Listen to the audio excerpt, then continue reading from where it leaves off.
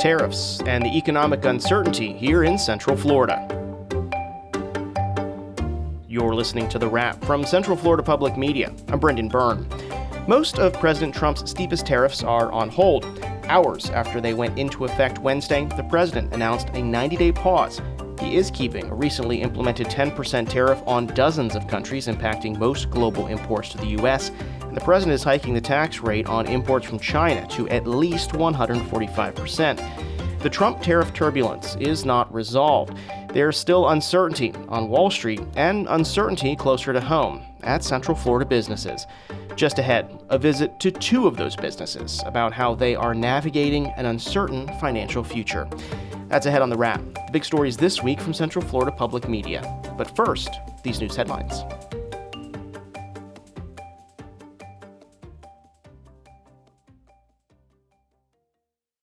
It's negotiating time for the Florida House and Senate now that they've each passed their respective budgets. WUSF's Douglas Soul reports the chambers have a lot to reconcile. The House proposal is $4.4 billion less than the Senate's. Beyond that, there are also dueling tax proposals to watch. Governor Ron DeSantis is calling for tax rebates. They would return an average of $1,000 in property taxes to Florida homeowners. Meanwhile, House Speaker Daniel Perez is pushing a permanent sales tax reduction. And on Wednesday, Senate President Ben Alpert started pitching a sales tax exemption on clothing purchases up to $75. Perez says he's confident his chamber and the Senate will resolve their differences. He had less kind words for the governor. The Senate and I are working very hard to get there, but for some reason we haven't heard anything about the fiscal conservative budget of the House from the governor's office, which is something that is surprising to me. The House and DeSantis have been feuding in recent weeks over several legislative items. I'm Douglas Soul in Tallahassee. Mayor Buddy Dyer is defending the Orlando Police Department's agreement finalized last month to offer its officers to U.S. Immigration and Customs Enforcement to interrogate and arrest people suspected of being in the country illegally. As Central Florida Public Media's Joe Burns reports, advocates for the immigrant community told the City Council Monday the agreement was not legally required and violates the city's Trust Act approved in 2018. Immigration advocates say people are scared, especially as temporary legal status for many immigrants from Haiti, Venezuela, Cuba, and Nicaragua could end later this month. 7 years ago, Esteban Garces pushed for the Orlando Trust Act, which says officers won't ask about immigration status. Now, he says, Orlando is part of the, quote, deportation and disappearing machine. You're a part of the machine that shatters dreams, that disappears parents, that silences students. That is who you are now. Mayor Dyer says the Florida Police Chiefs Association recommended the agreement. He says Orlando police will not be proactive in immigration enforcement and will follow the Trust Act. We will, from time to time, apparently be called upon to support ICE, and we will do what we have to do in that regard. We don't want to risk losing both federal and state funding. Orlando has joined 128 other Florida law enforcement agencies and 43 more to come in providing officers for immigration enforcement. Joe Burns, Central Florida Public Media. Brevard County Schools will not renew the teaching contract of an educator who called a student by their preferred name rather than the name they were assigned at birth. Central Florida Public Media's education reporter Danielle Pryor has more. Melissa Calhoun, who was a teacher at Satellite High School, won't have her contract renewed after using a student's preferred name without parental permission. In a statement, the district said it supports the notion that parents are the primary decision makers for children and cites a recent Florida law in its decision. Under the parental rights and education law, teachers who use a student's preferred name or pronouns without parental permission can be fired and lose their certification. A Change.org petition asking to reinstate Calhoun has already garnered thousands of signatures. Danielle Pryor, Central Florida Public Media. These stories and more, visit our website, cfpublic.org. UCF celebrates the art by taking over the Dr. Phillips Center for the Performing Arts with traditional music and theater performances and a high-tech AI cabaret. Just as technology advances, we take these great pieces such as Fiddler on the Roof, and the technology enhances it, and also technology can be used to generate the material as we see in AI cabaret, so it makes an interesting juxtaposition. That's this week on Spotlight. Get it wherever you get this podcast. President Trump's Liberation Day tariff sowed financial uncertainty and fear across the globe. On Wednesday, Trump backtracked most of those tariffs, but left a 10% tariff on dozens of countries, impacting most global imports in the U.S.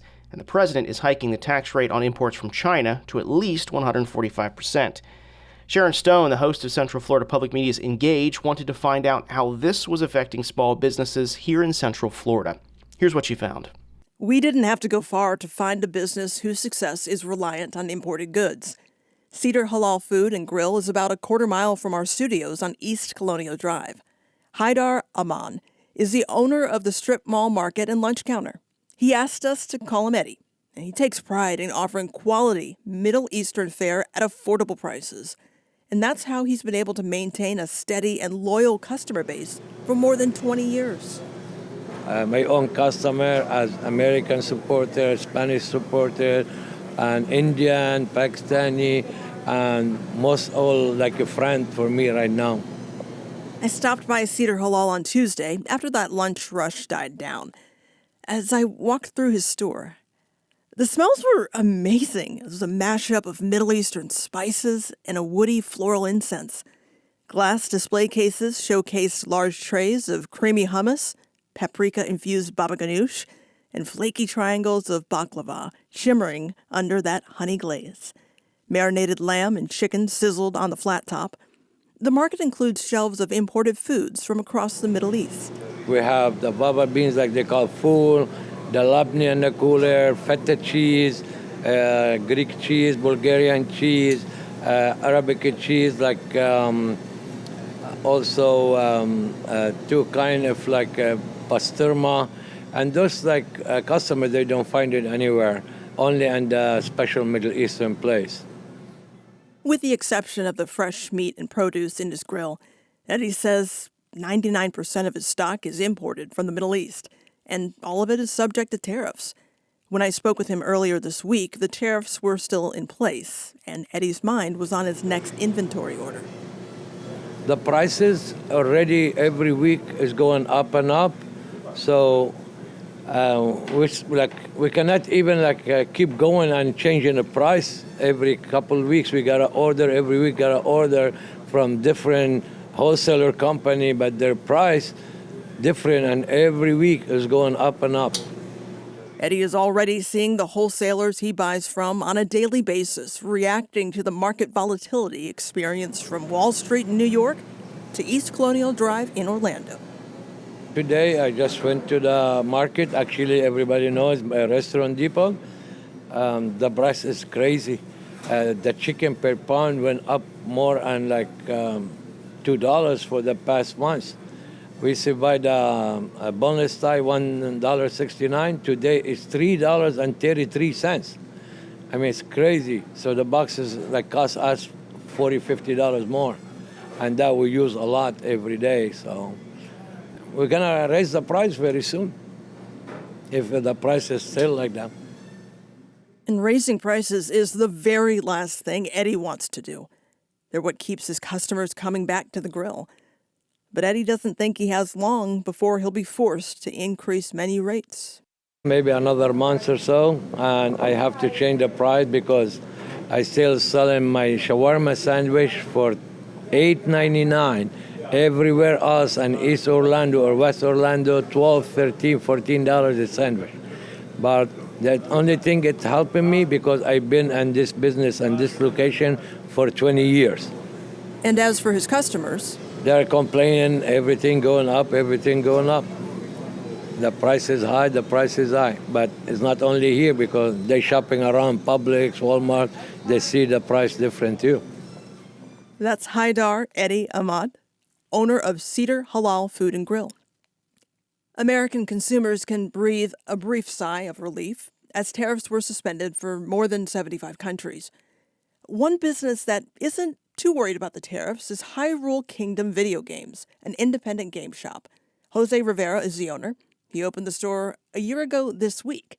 He has another game store in Port Orange that's been running for 20 years. He'll soon open a third location in the Miami area. I stopped by Hyrule Kingdom earlier this week to talk with Jose about how his import-reliant business is faring. He was in the process of renovating the shop, but the shelves were packed with video game cartridges from all eras. Old Atari games from the 70s through the newest Nintendo and PlayStation titles, they all lined the walls. A very friendly, yet low-energy, yellow mixed dog greeted me at the door.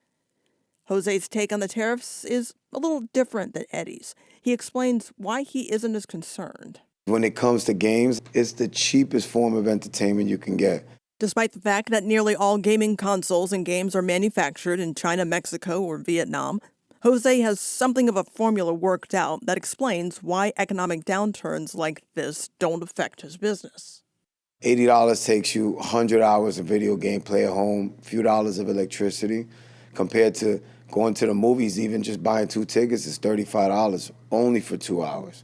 So if you compare it to a video game that lasts 100 hours, you're saving technically like $1,000 just going out instead of just staying at home and relaxing. So personally, I don't think the tariffs are gonna really bother people when it comes to games. Maybe gas and food and all other types of items, but games are just, they give people comfort. Jose has seen video games serve as a social comforter before. He's very familiar with how the video game industry reacts to shifts in the global markets. You know, in 2008, when the market crashed in the housing market, games shot up, became super popular. Pandemic kicked in, games shot up, everybody's staying home. So if anything, I would expect the exact same issue to occur now, where people are just gonna buy games and just stay home because everything is just too expensive. The retail video game industry is unique in that it relies on the sales of new inventory as much as the exchange of used games and equipment.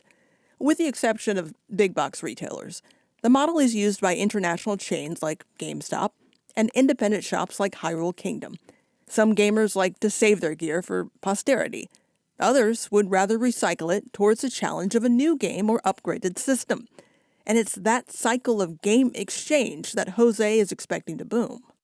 I do anticipate, if the tariffs do stay in place, to get a massive flood of games being sold because people will have to adjust and accommodate.